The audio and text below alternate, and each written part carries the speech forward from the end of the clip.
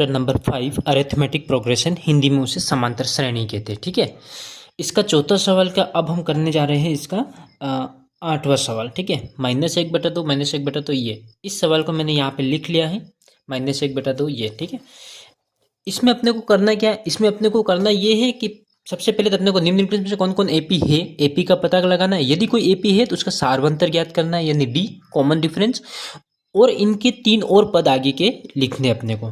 तो हम क्या जानते हैं कि जो पहले नंबर पे आता है उसको A1 बोलते हैं, इसको A2 बोलते हैं, इसको A3, इस तरीके से। ठीक है, अब अपने को क्या करना है, डी निकालना है। डी कैसे निकालते हैं अपने को पता है। डी निकालने के लिए अपन क्या करते हैं, डी निकालने के लिए अपन करते हैं A2 में से A1 को घटा दो, है ना, आगे वाले पद में से पीछे वाला पद माइनस कर दो। तो माइनस के, देखिए ये नंबर और ये नंबर सेम है ना, वैसे आंसर कितना, 0 आना चाहिए ना, सेम नंबर 5 में से 5 घटो 0 आना चाहिए, -1/2 में से -1/2 घटो 0 आना चाहिए। ठीक है, देख लेते हैं अपन यहाँ पे A2 कितना है, -1/2, माइनस करना है इस वजह से माइनस, और कितना माइनस करना है, कितना माइनस करना है, देखिए -1/2, तो एक बार वापस से -1/2 आ जाएगा, 2 बार माइनस क्यों आया समझ में आया, माइनस करना है इस वजह से माइनस, और ये नंबर ही खुद ही माइनस का था, तो ये माइनस और माइनस प्लस हो जाएगा, एक साथ में आते। तो ये हो गया -1/2 और ये +1/2, संख्या सेम है ना। अपने को क्या करना, एक प्लस एक माइनस होता है, क्या करना होता है, घटाना होता है। तो 1/2 में से 1/2 घटा दो, कितना आ जाएगा, 0 आ जाएगा।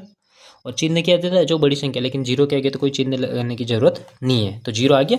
डायरेक्टली भी अपने को पता है, सेम में से सेम घटाएंगे। तो नेक्स्ट देखते हैं डी, A3 में से A2 घटा के देखो तब कितना आता है, A3 में से A2 घटा, अभी भी सर -1/2 है, -1/2 है, तो ये कितना आने वाला है, 0 ही आने वाला है। सेम ऐसा कैसे बनने वाला है इधर भी, क्लियर।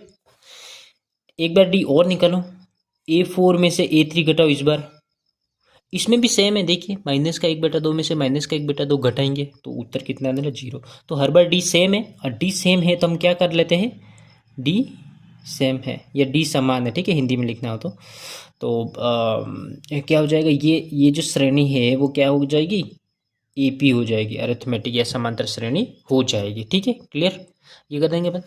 अब अपने को क्या करना है, इसके आगे के पद लिखने, ये कितने, चौथे नंबर पे, 5वें नंबर पे A5 को मैं क्या लिख सकता हूँ, A+4D। ठीक है, A6 को मैं कैसे लिखूंगा, A+5D।